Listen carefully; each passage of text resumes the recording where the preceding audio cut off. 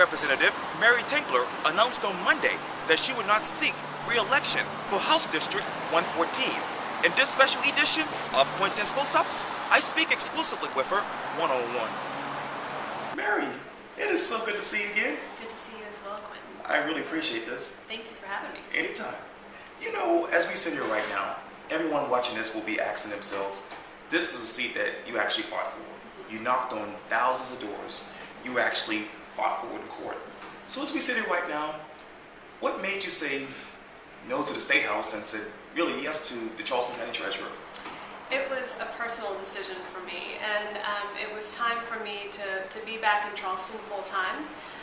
So I'm looking forward to serving this community in a new way, and I think it's an exciting opportunity. And you know, we were talking off camera that you really have 3 jobs here in Charleston, Columbia, and other things. I'm wondering, what has it been like to be Mary Tinkler, not a State House representative, but a person over the past couple of days? It's been a mix of emotion.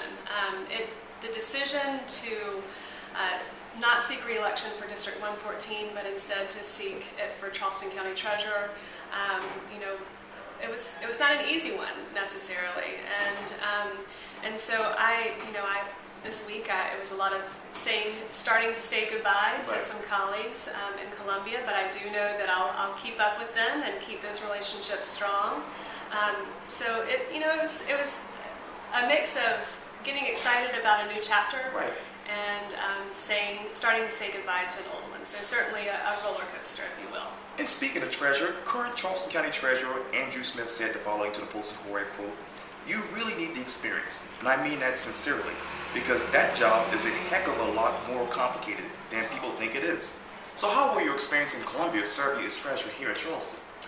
I have worked with a number of people who I believe will be wonderful advisors to me as I begin a new job.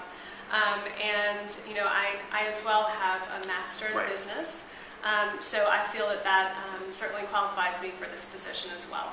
And let me talk to you about your former appointed, that is Lynn Bennett. She also said this to the Post-Inquiry, quote, "It is evident that Mary Tinkler is aware our House district does not support her failed liberal policies."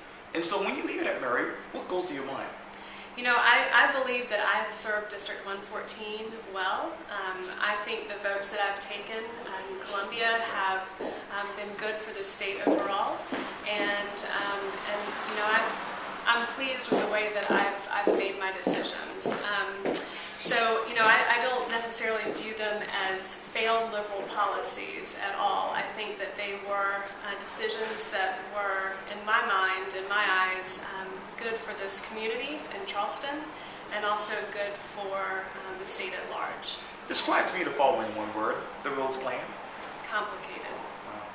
Well, State Representative Mary Tinkler, thank you so much for your time. I really appreciate this. Thank you, Quintin. I appreciate it. Anytime.